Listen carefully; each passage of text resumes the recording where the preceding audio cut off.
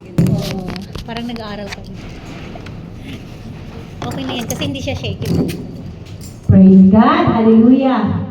Tayo po ay handa na makinig at mag-aral sa salita ng Diyos. Amen po ba?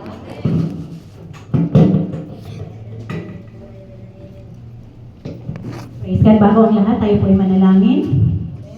Dakilang Diyos, makapangyarihan sa lahat, Panginoon namin, Diyos ng makapangyarihan, Hari ng mga hari, Panginoon, pinupuri ka namin, Lord, pinapasalamatan ka namin sa oras na ito, Lord. Hallelujah, Jesus. Gabayan mo kami sa aming pag-aaral, Panginoon. Hallelujah. Nawa, Panginoon, ang iyong boses, ang marinig nila, Lord. Itago mo ako, Panginoon, sa iyong harapan. Ikaw po, makita sa aking harapan. Itago mo ako sa iyong likuran upang iyong boses po, Lord, ang magsalita para sa aking mga kapatiran. Hallelujah, Jesus. Batiin mo ang aking puso, Panginoon. Nais kong mag-serve sa iyo, Panginoon. Ngunit may mga bagay na kailangan ng iaayos, Panginoon. At kailangan ko ang gabay mo, Panginoon, sa oras na ito. Salamat, Lord. Ganun din naman nakikinig sa amin, Lord. Maging sa online, Panginoon, na ma-enlight po sila, Panginoon. At ma-motivate sila, Lord. At manatili, Panginoon, na makinig sa iyong salita at sa panalangin, Panginoon. Hallelujah, Jesus. Manatili silang manalangin. Ganun din ang mga narito, Lord. Buksan mo ang kanilang mga puso at isipan, Panginoon, upang kanilang maunawaan ang nais mong mensahe para sa kanila. Salamat, Lord, at tanging pinabalik ko ito, Panginoon, na may pinakamataas na papuri pa sa salamat sa tanging pangalan mo, Jesus. In Jesus' name we pray. Amen. Praise God. So, ang topic natin today, sa hapong ito, ayon sa ating pinakaunang topic. So, hindi ko na naisulat yung pinakauna. Pasensya mga kapatid. Ayan. So, ang aking topic ngayon is obedience. Obedience. Lahat ba tayo dito obedience? Praise God. Hallelujah. Madali lang naman sumunod. Kasi pag sinabi ni Sister Marian, ang church natin 9 o'clock. Sino sumusunod? Taas ang kamay. Praise God. So, tayo po ay madaling sumunod. Pero, ayon sa aking pag-aaral, ang obedience ay may process. Amen. Amen po ba? Correct mo nyo ako pag yung magbigay kayo ng mga yung mga other option, maliban sa pag pinag-aaral ko. So, siya, may process. Progressive siya. Progressive. Kasi, natandaan ko dati, nung ako po ay hindi pa malalim sa pananampalataya or ako pa lamang ay tagabutas ng bangko, parang ayokong magtigil sa church ng matagal. Amen po ba? Naranasan nyo? Amen. So, tayo po, dahil po tayo ay obedience kay Lord, nanatili tayo dito. Maghapon man tayo, gabi man tayo uwi, hindi tayo nag-aatubil. Parang hindi tayo diba? Kampante tayo. Dahil po, tayo po ay sumunod sa ating Panginoon. Pero may mga bagay sa ating buhay na hindi natin kayang sundin. Kagaya ng pagising ng umaga sa oras ng Sunday, pagpunta ng church ng tama, yan. Marami dyan nakaka-relate. Yan. Kailangan natin kapag obedience tayo kay Lord, ang ating gagawin ay sundin niya kung ano man yung pinapagawa sa atin. So, progressive siya, tapos immediate. Kailangan sundin agad. Sino bang pinagpala ito? Yung nakita nyo, obedient siya, pinagpala siya ni Lord. Amen. Number 1 si Sister Marian. Amen. Nakita mo yan. Ang Gatchkarina family ay isang magandang halimbawa sa pagsunod. Kasi, pinaglalaanan nila ng panahon, oras at effort lahat. Ini-sacrifice nila pati yung personal na dapat doon sila manonood ng sine, sa oras ng linggo, pero hindi nila ginawa. Amen po ba? So sa aking buhay din nangyayari din ito. Nung una, sinabi ko sa inyo, nung hindi pa ako talagang Kristiyano, ay ayokong pumunta ng church matagal. Gusto ko mabilis lang. Minsan, gusto ko yung sa message na lang, ni Pastora. Way back na, yung magkasama pa kami. Tapos, gusto ko lang umuwi agad kasi may business ako noon. Yun yung pagsunod natin na may hindi natin kayang i-give up lahat ng bagay sa ating mga buhay. Kaya lang, nung na-board na talaga ako, na nag-stay na ako dito, unti-unti ko yun na nailakad. Kumbaga, na-apply ko na sa sarili ko. Naniwala ba kayo yung mga taong hindi marunong sa maliit na bagay, pagdating sa malaking bagay, hindi rin nila kaya sundin ito? Amen! Praise God! Palakpakan natin ng Diyos. Amen!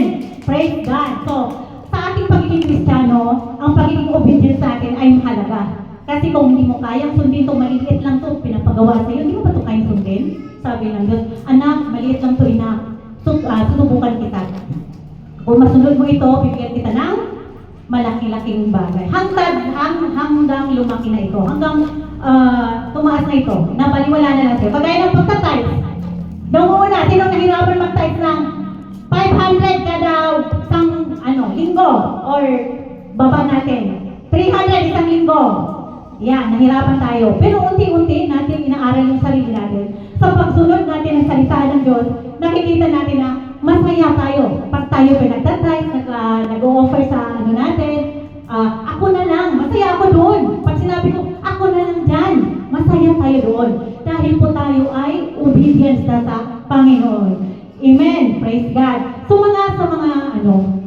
siguro sa mga unbeliever, yan, punta tayo sa mga unbeliever or hindi pa malalim sa Panginoon. Kumbaga, yung mga desisyon nila sa buhay ay nakabase ayon sa kanilang pakiramdam. Amen. Pakiramdam nila, gusto ko mag-church ngayon. Pakiramdam ko, ayaw ko mag-church ngayon. So, doon nila binabase. Pero tayo mga obedience ay binabase natin sa ating pagtitiwala sa Diyos. Amen. Praise God.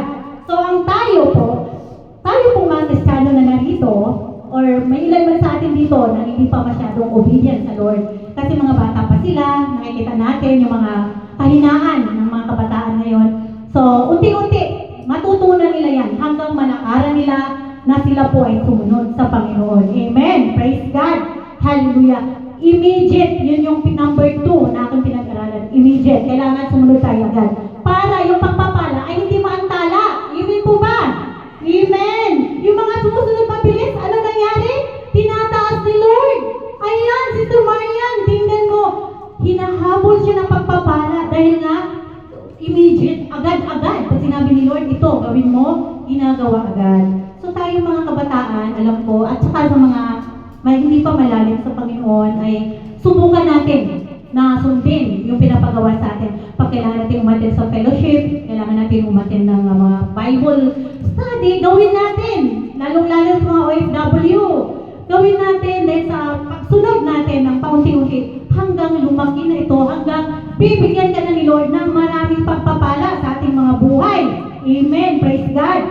So, yan po ang ating napag-aral. So, number 3 po ay, yung number 3 po sa obedience ay, yung choice. Choice mo. Choice mo na mag-obey sa Diyos. Amen. So, kailangan may choice tayo sa buhay. Kung ayaw ko mag-obey sa Lord, ito yung gagawin ko. So, kailangan may choice tayo sa buhay. Ang pagsunod sa Diyos ay isang choice. Nais ng Diyos na sa Kanya tayo aasa. Halimbawa, may trabaho ka ngayon, lagi itong inaaral sa atin ng pastora. Kailangan mo ng overtime. Yan, Sister Mercy, lagi ko naririnig. Ngunit, may choice ka eh. Gusto ko doble yung kikitain ko sa araw na ito. So, hindi mo na ako mag-church. Kaya, choice siya. So, magkakasama siya, obedience, progressive siya, immediate, at saka choice.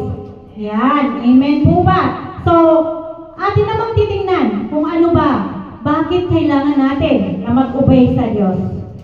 Tingnan natin dito sa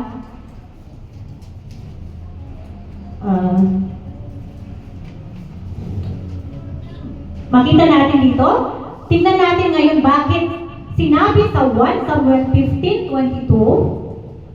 Ma'am, pakisuyo.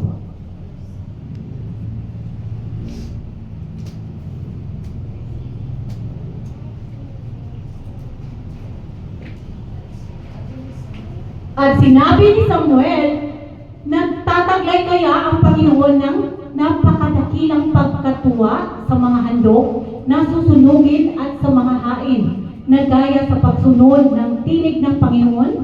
Narito ang pagsunod ay maigi kaysa hain at ang pagdinig kaysa taba ng mga tupang lalaki. Amen.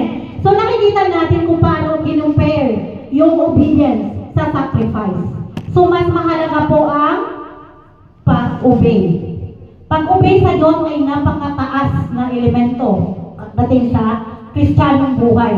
Dahil nakikita natin dito ang obedience ay ang Panginoon ang pagsunod ng hain sa taba ng mga tupang lalaki, sinabi ni Samuel kay Haring Saul yan. Ang mas nakalugod ba ito? Nakalugod ba daw? Ano ba sa palagay mo? Bakit mas mahalaga ang pag-obey kaysa pagsakripisyo? Yan, audience, impact. Pwede kayo sumagot, lahat naman po ang sagot ay tama.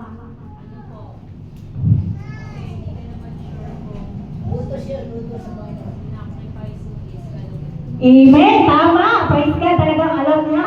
Alam niya.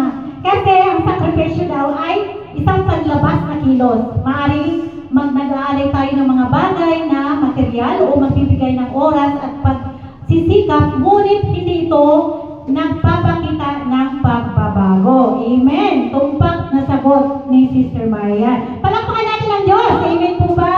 Huwag natin panginayang ang ating isipin na mabuksan natin ang ating mga puso upang maunawaan natin kung ano ba talaga ang obedience. Yan. Amen.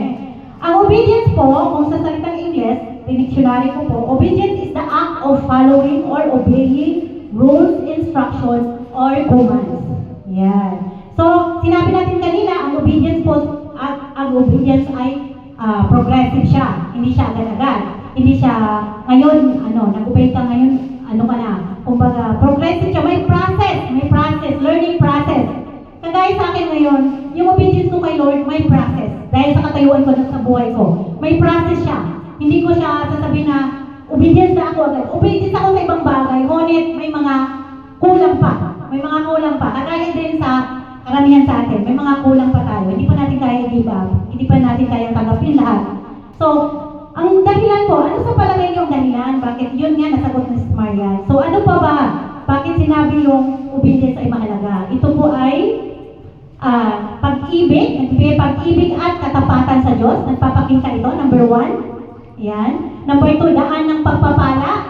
O yan, kitang-kita yung pagpapala sa atin. Yung number 3, nagpapalakas ng ating pananampalataya. Kapag tayo obedience kay Lord, malakas tayo kay Lord, madali tayong manalangin at maintindihan natin na naibigay na agad ng Diyos sa atin. So, malinaw na ang ating pagsunod at pagpapakita na ating pagmamahal sa Diyos ay bagamat mahalaga pa rin ang sacrifice, ngunit diniinan talaga na ang obedience ay pinakamahalaga. Amen. So, yan po ang napakagandang madaling halimbawa para sa obedience. Para sa aking pag-aaral, tinaas ko talaga ito kay Lord na, Lord, alam mo naman na ako po ay sa iyo lang ako nag-rely. Kung ano po yung ibinigay mo. Kaya lang the next day na nag-aral ulit ako, iba na naman yung ibinigay ni Lord. So, bakit kailangan natin mag-obey sa Diyos? Ang Diyos ang lumikha sa atin. Salmo 103, Ma'am Tin.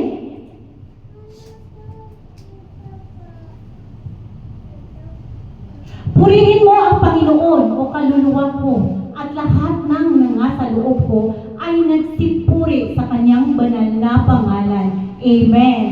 So, sa ating bakit kailangan natin mag-obey sa Diyos? Dahil ang Diyos po ang lumikha sa atin. So, kailangan sundin natin siya. Kagaya ng magulang, kapag hindi sinunod ng anak, anong maramdaman ng magulang? Galit. Audience impact. Kailangan audience impact. Interaction is needed. Yan. Di ba? Disappointed tayo. Ganon din ang Diyos. Kapag tayo ay nag-obey sa Diyos, ay hindi siya natutuwa sa atin. So, may mga prayers tayo na matagal marinig, matagal matanggap. Number 2, Diyos ang nagmahal sa atin. Juan 3, verse 16, ma'am. Pinapasadahan ko lang siya. Counting lang. Sapagkat gayon na lamang ang pagsinta ng Diyos sa sanglibutan na ibinigay niya ang kanyang buktong na anak upang ang sinumang sa kanya'y sumampalataya ay huwag mapahamak, kundi magkaroon ng buhay na walang hanggan. Napakagandang verse na ulit-ulit, pati bata yata alam na. Amen? Yan. Kumbaga yan yung pinaka-dahilan bakit kailangan tayong sumunod sa Diyos. Ang Diyos ay may alam sa lahat sa Santiago 1:5. So, sundin natin. Kasi siya ang nakakaalam eh. Alam nga naman, sumunod ka dun sa hindi nakakaalam sa buhay mo. Kagaya ko, kung halimbawa, sasabihin ko sa anak ko, na sumunod ka sa akin, ito, alam ko itong daan na ito na, syempre yung anak ko, kasi alam ko yung daan. Kung hindi susunod, ano mangyayari? Consequences sa buhay. Yan, amen. Santiago 1, verse 15. Ma'am. Kung magkagayoy ang kahalayan, kung maipaglihi ay manganganak ng kasalanan. At ang kasalanan, pagka malaki na, ay namumunga ng kamatayan. Amen. Ano bang tinutukoy ng kamatayan dito? Tanong tayo sa Sister Glory. Anong kamatayan ang tinutukoy dito? Kamatayan spiritual. Amen. Praise God. Tama, Sister Mercy? Kamatayan spiritual. Kapag daw, sabi niya, kung magkagayoy ang kahalayan, kung maipaglihi ay nanganganak. So, kahalayan, nanganganak, tandaan natin. Kaya tayo mga Kristiyano, umiiwas tayo doon. Ina-isolate natin yung sarili natin, hindi tayo pumunta doon sa mga diskuhan. Kasi kahalayan yan, or makipag-chismis. So, ang gawin natin, makipag-Bible study, makinig ng salita ng Diyos. Kasalanan at ang kasalanan ay nanganganak. Pagka malaki na ay namumuhay ng kamatayan. Kamatayan na ang ating faith, spiritual na pagtitiwala sa Diyos. Mawawala na tayo ng gana makinig ng salita niya, mawawala ng gana na sumamba. Mawawala ng gana sumunod sa Diyos. Amen. Kaya iwasan natin yung mga kapatid. Ayan. So dito po, idagdag ko lang ito. Paano ba tayo mag-obey sa Panginoon? Ano ba ang mga ways na ating natutunan sa mga turo sa atin ng ating mga pastor, sa ating mga teacher? Ano ba ang mga pamamaraan upang tayo po ay maka-obey sa Diyos? Ayan.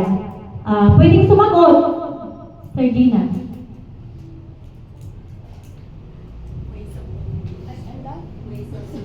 Ways of following Jesus. Ways of obedience. Pamamaraan para tayo makapag-obey. Kahit ano lang, yung understanding mo lang according to your Prayer, devotion. Amen! Praise God! Amen! Pakpan natin Diyos! Amen! Tama? Alam niya! Sabi ko, ano lang yung understanding mo? Alam niya. Prayer! Yan. Ano pa? Sino pa gustong sumagot? Okay lang. Iba naman. Sa mga Sister Nicole, pwede kang sumagot. Ayon sa iyong understanding.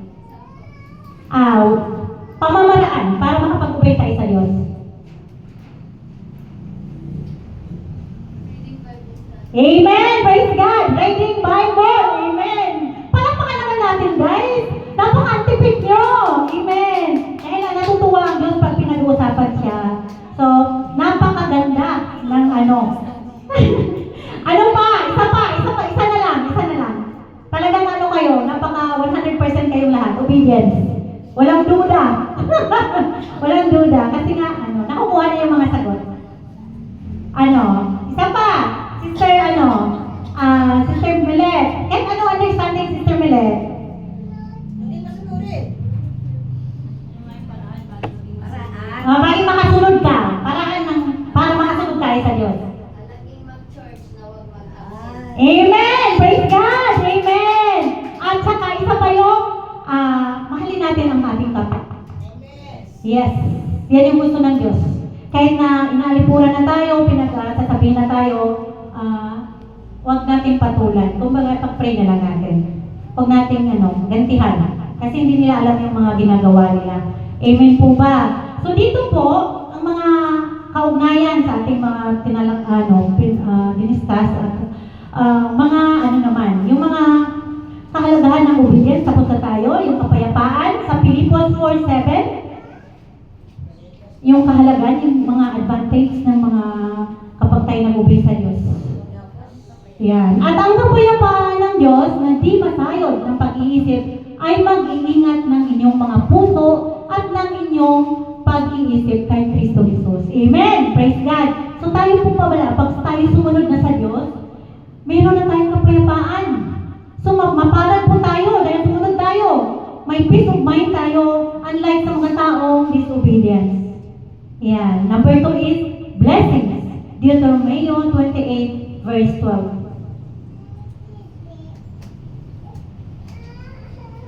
Bubuksan ng sa iyo ang kanyang mabuting kayamanan, ang langit upang ibigay ang ulan sa iyong lupain sa kapanahunan, at upang pagpalain ang buong gawa ng iyong kamay, at ikaw ay magpapahiram sa maraming bansa, at ikaw ay hindi hihiram. Amen! Palakpakan natin ang Diyos! Amen! Kapag tayo sumunod, ang daming blessing! Diba? Nakikita nyo? Kitang-kita nyo! Pinagpapala! Kung ano yung meron na, pagpapalain ka ng Diyos. Amen! Tapos number 3, yung relasyon natin sa Diyos. 1:14-23, ma'am.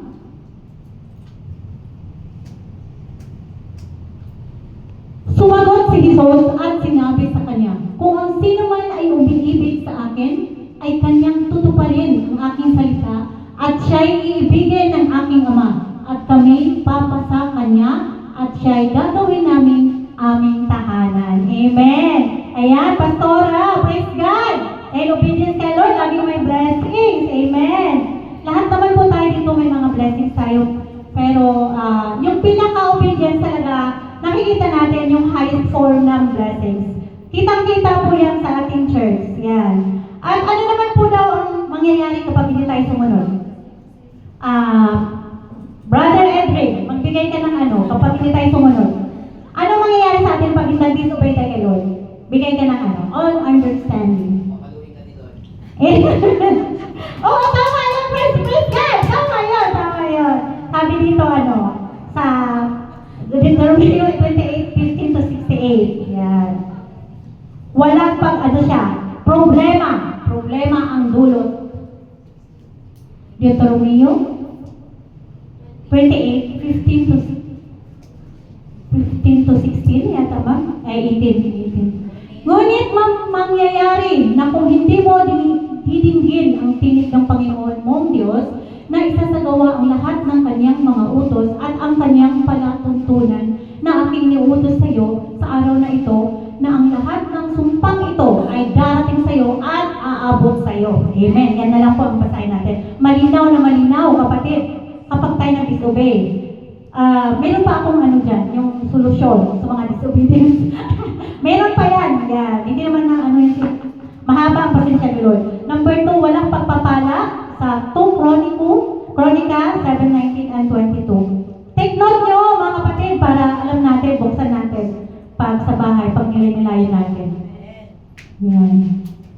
Ngunit kung kayo ay nagsisihiwalay at iiwan ninyo ang aking mga palatuntunan at ang aking mga utos na aking nilagay sa harap ninyo at magsisiyaon at magsisipaglingkod sa ibang mga Diyos, ay magsisamba sa kanila.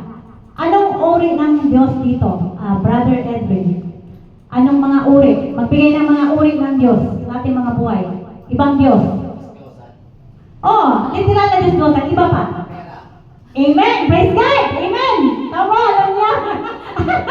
alam pera. Yan, hindi lang kasi literal yung santo ng Diyos sa buhay natin, mga kapatid. Kung tayo po ay nabuksan na. Maraming Diyos sa buhay natin. Yes. Money talaga yung pinaka na naisip ni Dr. Edwin. So yung walang relasyon sa Diyos, Isaiah 59:2. Ito yung mga bunga ng pag hindi sunod, guys, yung mga nag-disobey tayo sa Diyos. Ito yung mga bunga ng nag-disobey tayo sa Diyos. Kundi pinaghihiwalay ng, tama ba yun? 59:2, ma'am. Kundi pinaghihiwalay ng inyong mga kasamaan, kayo at ang inyong Diyos, at ang inyong mga kasalanan ay siyang nagpakubli ng kanyang mukha sa inyo, upang siya'y huwag makinig. Diba? Napansin niyo ba, mga kapatid, kapag hindi sila believers, parang wala silang marinig kapag nag-share tayo. Kasi ito yon sinabi ng Diyos. Hindi ako nagsabi, siya, ang Diyos ang nagsabi niyan. So, yan po ang mga bunga ng mga disobedience natin sa Diyos. Pero, Sabi din, yung prayer mo ang hindi narinig. yung prayer. Diba? Kahit nag-pray ka, hindi siya naririnig. Kumbaga sabi ni Sister Mercy dati, ano lang siya, ganun tawag nun, tumatalbog lang siya. Nakatandaan ko yung sinasabi. Hanggang kisami lang siya. Yung mag-pray tayo na, bakit tayo hindi pa binibigay ng Diyos? Yung pala yun. Yun. So, bakit mayabang Kristiyano? Ito naman yung solusyon sa mga disobedience. Kasi marami sa atin dito, aminin man natin o hindi, meron tayong mga disobedience. Kahit ako, meron ako. Bakit may mga Kristiyanong sumusunod sa Diyos, ngunit marami pa rin problema? Anong dahilan? Sumuway ba sila? Sino makasagot? Sumuway ba sila? Pwede, Sister Marian, sumuway sila. Sister Irene, mga dahilan. Bakit mga Kristiyanong sumunod na sa Diyos, ngunit marami pa rin dahilan? Marami pa rin problema. Anong dahilan? Kasi hindi totally walang totally commitment sa Lord. Walang totally commitment sa Lord. Yan. Dito po, kagaya ng turo natin, narinig ko lagi kay Sister Mercy, hindi tayo immune. Hindi ba Kristiyano tayo, kumbaga Kristiyano na tayo, pero hindi tayo immune sa mga problema. Kumbaga may mga problema pa rin darating sa ating buhay. So, yun po yung mga naiisip nila. Ayan, Kristiyano yan, ba't ang tabak ng problema niyan, di ba? Bakit daming problema? Daming problema. Ngunit, hindi natin guys, kasi yan, mga proseso yan, na tayo po ay tumatag sa ating pagtitiwala sa Diyos. Amen? Yan po ang causes, mga dahilan, pagsubok sa pananampalataya. Amen? Gagaya ni Pastor Amate, sinusubukan siya ngayon ng Diyos, yung pananampalataya niya sa Diyos. Makikita po natin yan sa 1 Pedro 1:6-7. Ma'am? Last na po ito. At last na po yung mga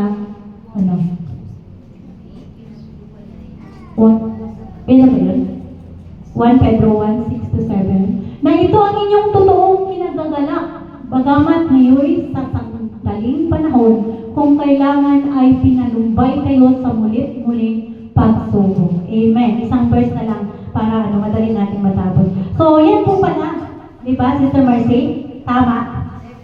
7. Upang ang pagsubok sa inyong pananampalataya na lalong mahalaga kaysa ginto na sisira, bagamat ito'y sinusubok sa pamamagitan ng apoy, ay masumpungan sa ikapupuri at ikaluluwalhati at ikararangal sa pagpapahayag ni Jesucristo. Amen! So sa ating mga pagsubok guys, naisip natin ang Diyos ang lapitan, di ba? Wala tayong ibang malapitan. Kaya yan po yung dahilan, bakit tayo sinusubok? Pinapatatag tayo ng Diyos. Ang pagkakaroon ng kaligtasan, number 2. Yan, sa Roma 8:28. So, naisip ko kasi nung nag-aral ko, siguro si Daddy sinusubok kasi kaligtasan pala. May kaligtasan pala siya. Roma 8:28. At nalalaman natin na ang lahat ng mga bagay ay nagkakalakip na gumagawa sa ikabubuti ng mga nagsisiibig sa Diyos. Sa makatuwid bagay, niyaon nga tinawag alinsunod sa kanyang nasa. So, hindi na tayo malungkot guys kung subukin man tayo ng Diyos dahil po ay ililigtas din niya tayo.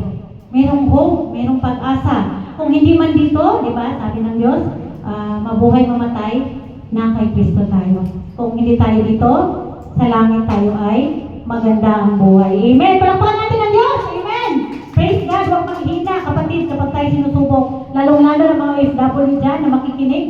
Yan, huwag manghina mga kapatid. Pagkakaroon ng pagkakamali. Yan. Tama yung sinabi ni Yan. Nag-disobey. Sumuway. Sabi ni Sister Marian. Yan. Santiago 3:2. Sapagkat sa maraming mga bagay, tayong lahat ay nagtitisod. Kung ang sino man ay hindi natitisod sa salita, ay isang taong sakdal ang gayon. May kaya rin namang makapigil ng buong katawan. Amen. Yan po yun, yung pagkakaroon natin ng pagkakamali. Kaya minsan, nagkakaroon tayo ng mga consequence sa buhay. Kagaya ng mga turo sa atin, nakikinig sa mga preaching natin. Yan po lagi ang tinuturo sa atin. So, mag-ingat po tayo mga kapatid. Number 4 is pagsubok sa buhay. Hindi exempted. Sa Gawa 14:1-2.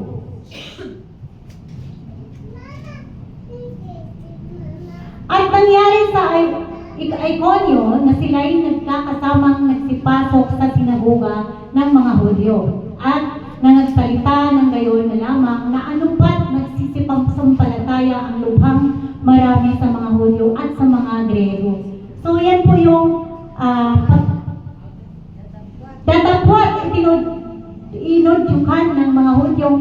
hiwain ang mga kaluluwa ng mga hintel at pinasasama sila laban sa mga kapatid. Yan. Yan yung pagkakamali, yung mga ano dyan, mga ano na? Yung bulong-bulong ng mga kaaway. Huwag maniwala. Kasi sul-sul yan ang kaaway. Hindi yan maganda. Kapag tayo Kristiyano, maano tayo, lagi tayo mapagmatsyag. Kaya pag may mga salita ko narinig, ina-analyze ko muna. Kasi Kristiyano na tayo, di ba? May wisdom na tayo. Kailangan mo magalit ka agad, di mo ba narinig yung isang side? Hindi ganon, mga Kristiyano. Kailangan dalawang ano yan, pakikinggan mo. Huwag ka munang magalit, di ka lang, kausapin mo muna. Huwag tayo mabilis magalit. Kasi Kristiyano na tayo eh. Yan yung turo sa atin. Ilang taon na ba tayo nag-aral? Hindi ba yung graduate? Number 5 is spiritual na labanan. Yan yung sinasabi ni Sister Mercy. Hindi lang tayo dito nakatira, meron tayong mga ibang Efeso 6:10 to 18, ma'am. Sa katapos-tapusay, magpakalakas kayo sa Panginoon at sa kapangyarihan ng kanyang kalakasan. Amen. 11, mangbihis kayo ng buong kagayakan ng Diyos upang kayo'y magsitibay laban sa mga lalagang dyablo. Ano ba yung dapat isuot? Amen! Dapat natin Diyos! Amen! Talagang obedience. Obedience talaga tayo ngayon. Yan. Yan yung po yung Tapos sunod, ma'am? Sapagkat ang ating pagkibaka ay hindi laban sa laman at dugo, kundi laban sa mga pamunuan, laban sa mga kapangyarihan, laban sa mga mamamahala ng kadilimang ito sa sanglibutan. Tayo mga Kristiyano naniwala nito, pero ang iba, hindi sila naniniwala. Laban sa mga namamahala ng kadilimang ito sa sanglibutan, laban sa mga ukol sa espiritu ng kasamaan, sa mga dakong itaas-taasan. So, meron tayong hindi nakikita ng mga kaaway. Amen. Malinaw po yan mga kapatid.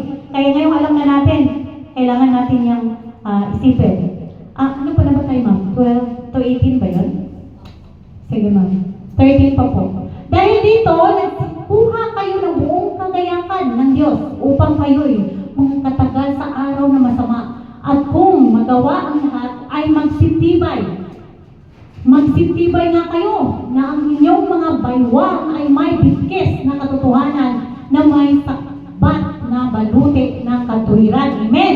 Napakasarap pakinggan. At ang inyong mga paa ay may panyapak na paghahanda ng Ibanghilyo ng kapayapaan. Praise God! Bukod dito ay taglayin ninyo ang kalasag ng pananampalataya na siyang ipapatay ninyo sa lahat ng naninigas na suligid ng masama. Amen! At nagsikuha rin naman kayo ng trubante ng kaligtasan at ng tabak ng Espiritu na siyang salita ng Diyos. Number 18, na nagsipanalangin kayo sa Espiritu ng lahat ng panalangin at daing sa buong panahon at na nagpuyat sa buong katyagaan at daing na patungkol sa lahat ng banal. Praise God! Hallelujah! Palakpakan natin ang Diyos. So mga kapatid, napakasarap kung nasisense nyo ang nais ng Diyos sa atin. Hindi tayo mapahamak dahil lagi niya tayong tinuturuan yan. Tinuturuan tayo ng Diyos na magsuot ng baluti. Yan, napakasarap pag-aralan ang salita ng Diyos. Kagaya ng sinabi sa atin ni Sister Mercy, ni Pastora Mati, nai-inspire tayong lahat. Nakaka-inspire. So, atin namang titignan kung sino ang nakakaalam dito. May alam kayo sa Bible na pinagpala. Yan, sa inyo na yan. Sino ang pinagpala dahil sa obedience? Sa Bible tayo. Magbigay kayo ng halimbawa. Abraham, amen! Praise God! Anong ginawa ni Abraham? Glory, anong ginawa ni Abraham? Sumunod siya sa Diyos na inutusan siyang ialay. Amen! Palakpakan natin sa Diyos. Palakpakan natin ang Lord. Si Abraham po ay nag-obey sa Diyos kahit masakit sa kanyang kalooban, di ba? Kasi sabi niya, sundin kita, ang Diyos niya ay ang Diyos talaga nag-obey siya, obedient siya kasi kahit anak niya, sinakripisyo niya. Sumunod siya. So, gagaya ng sinasabi sa atin, kung anak natin yan, teka lang Lord. Kaya, siya progressive. May process, yung pag-obey. Doon pupasok yung, process. Kasi kung sa literal na, mundo natin, ngayon, malabo na ialay mo yung anak mo. Di ba? Aminin natin, di ba? Masalim yung anak mo eh. Sakak na. Di ba? Kahit mga Kristiano tayo mga kapatid, eh, parang ano ba, hindi natin mawala sa atin yung pagiging ano natin, magulang. So, sino pa? Brother Edwin, sino pa? Sa ano, magbigay ka ng halimbawa. Sumunod, nag-obey sa Lord, pinagpala siya. Oh, anong ginawa ni Jacob? Hindi, nagbigay ka ng ano, verse. Ano maging...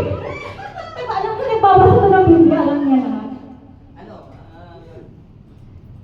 Ano kasi yun eh, madami. Si Moses na lang. Si Moises?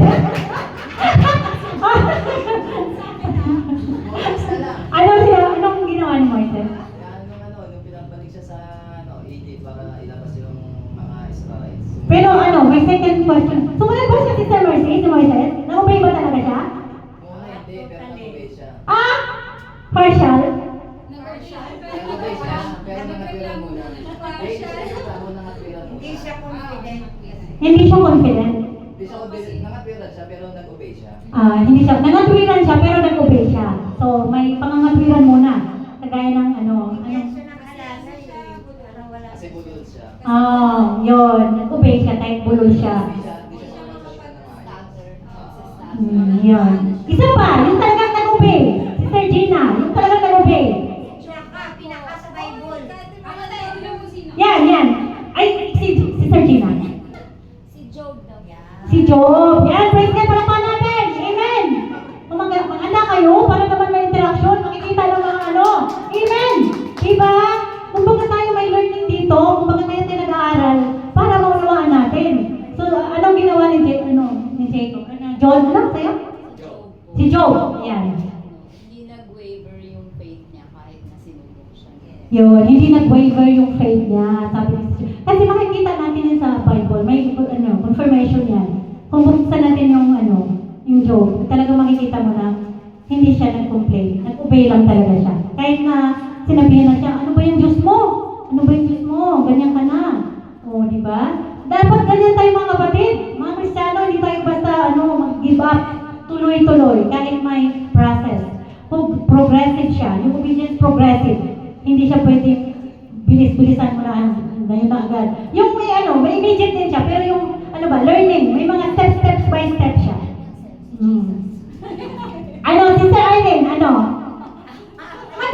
marami akong example. Yung mga pinagpala talaga kasi. Nilagay siya si Daniel, yung nilagay siya sa Lion's Den kasi bawal, may source,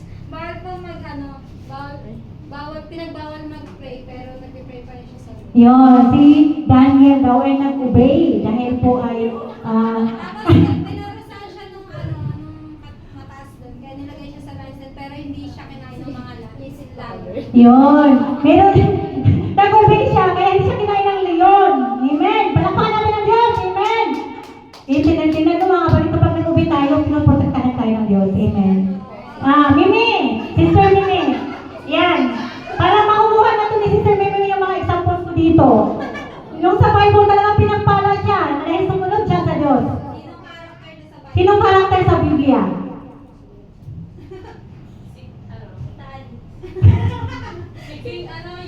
Yung naghati yung tapos na Solomon. Wow. Ano ginawa ni King Solomon? Dapat alam kasi, di ba para related? Parang mapipilang ko na. Hindi, explain mo. Yung Si Solomon nga makasalanan. Meron ng Iba. Ibang example. yung sumunod po siya na yung nung nag-away yung dalawang magulang dahil sa anak. Sino yan, Sister Mercy? Nag-away daw. Tapos yung sinuggest niya po na Hatiin. sa dalawa yung anak. Obedience nga yung pinag-usapan. Ano yun, wisdom yung sinasabi mo. Obedience. The wisdom of Solomon. Yung karakter sa Biblia na nag-obey sa Diyos na pinagpala ng bonggang-bongga. Clarice. Sino sa... Ikaw, Clarice. David. Anong ginawa ni David? Ay! Amen! Praise God! Anong ginawa ni Noah? Tumpa.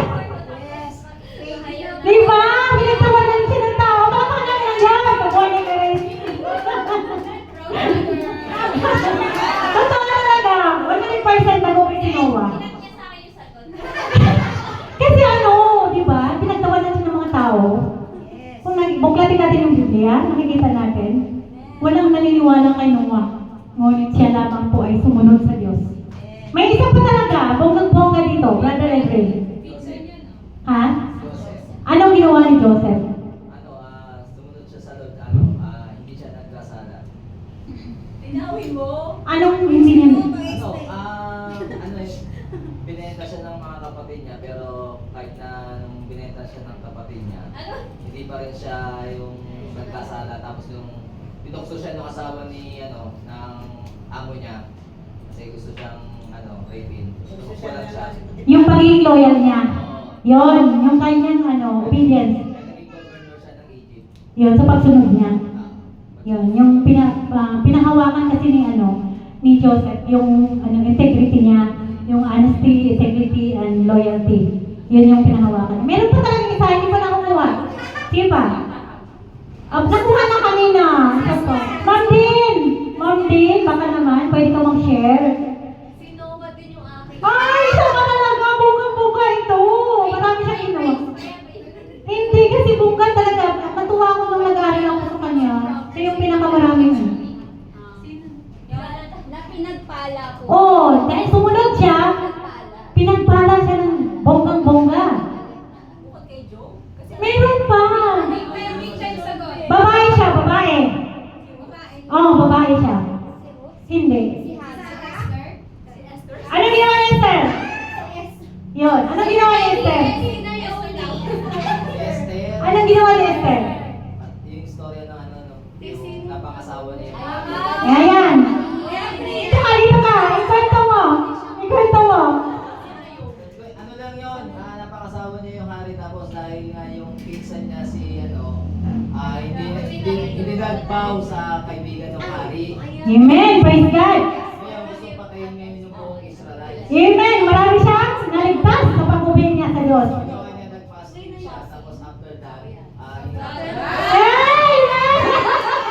Praise God!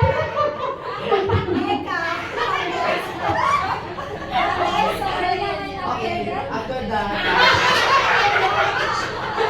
inanyayahan niyang kumain sa yung hari kasama yung kaibigan na gustong patayin yung Israelites. Hanggang niya, sinabi niya na isa din siyang Israelites. Kaya naligtas yung Amen. Ang dami ginawa ni Esther, di ba? Naging si Esther? Naging siya? Amen! Naging reyna si Esther. Naging asawa siya ng hari dahil sa pag-obey niya. Kung sinabihan siya na mag-asawa siya sa hari, nagpakasal sa hari si Esther. Tapos sumunod siya, yung sa pagtawag ng tiyo niya, tinawag siya na magpapakilala bilang Hudyo, di ba? Sa 2:10, pakitingnan ma'am. Tapos yung sa Esther 2:16, 2:10, at 2:16 and 17. Yan. Babasahin natin. So, anong ginawa? Yan. Napakaganda mag-aaral ng salita ng Diyos. Napakaganda talaga.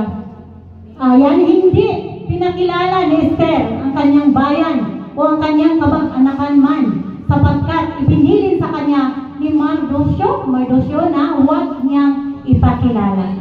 Halimbawa, magsabi ako kay Mimi, magsabi ako sa'yo, huwag mong sabihin sa iba ito. Makakaya mo? Ha? Halimbawa, sabi ko, tingnan mo yung sinabi niya. Hindi niya sinabi kasi kabilin-bilinan niya. Diba? Sabi niya, hindi niya pinakilala kasi nga mapapahamak ang buong bayan. So, number 2, ma'am, is yan. Bawal marites pag confidential. Yes. Sa gayo'y dinala si Esther sa Haring Asuero sa loob ng kanyang bahay-hari ng ika-10 buwan na siyang buwanan ng Tebet ng ika-7 taon ng kanyang paghahari. Amen. So, sa 2:6, yan po, yan yung sumunod sa utos. Yan yung sumunod si Esther sa utos. Tapos yung isa, yung sa tiyo niya, sa 2:10, ma'am. Natatapos na kanina, Esther pa rin. Tama. Tapos yung isa pa, Esther 4, verse 14. 4:14. Sapagkat kung ikaw ay lubos na tumatahimik sa panahong ito, ay magtataglay nga ng katiwasayan at kaligtasan ng mga Hudyo sa ibang dako. Ngunit ikaw at ang sambayanan ng iyong magulang ay magpapahamak at sinong nakakaalam na kung kung kaya ka pinasapit sa kaharian ay dahil sa bagay na ito. So kailangan po talaga, kapag tayo po ay mag-obey sa Diyos, meron po tayong mga ganyang katangian. Hindi natin pwedeng ipahamak kung sino man sa atin. Dahil daming madadamay. So ang magandang halimbawa para sa aking pag-aaral ay si Esther. Kasi maraming sinasakripisyo, sinasacrifice niya, pasensya na. Ito, mag-conclude na po ako. Yan na po yung pinapakahuli. Yung sa conclusion ko, ang mga salitang iwan ko sa inyo mga kapatid, sana pagnilayan nyo, pag-uwi nyo ng bahay. Sa ating pagsunod sa Diyos ay hindi isang pagkakataon lamang, kundi isang pagpapakita ng ating pagmamahal. Ang pagtitiwala sa Kanya, ito ay susi ng pagkaroon ng kapayapaan, pagpapala at magandang relasyon sa Diyos. Mga kapatid, sana sa ating pagsunod sa Diyos ay hindi lang gaya ng isang bagay na dapat gawin sa mga oras ng kagipitan, kundi bagay na gawin sa araw-araw. Ang pagsunod sa Diyos ay nagpapakita ng ating pagmamahal at pagtitiwala sa Kanya. At ito ang susi ng buhay na may saysay at kapayapaan. At pagsunod sa Diyos ay hindi isang bagay na dapat gawin sa pamamagitan ng ating lakas, kundi isang bagay na dapat gawin sa ating pagtitiwala sa Kanya at sa Kanyang kapangyarihan. To God be the glory, ang papuri po at mahal na Diyos. Amen. Thank you, Lord. Thank you, Jesus. Yan lamang po, ma'am. Salamat po.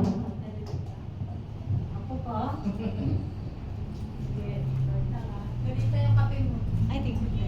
Amen.